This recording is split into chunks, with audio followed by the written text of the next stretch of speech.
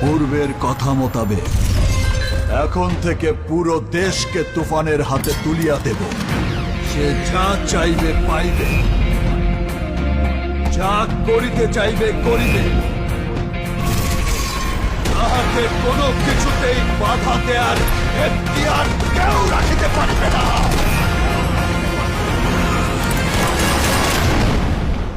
আর এর ব্যত্যয় ঘটিলে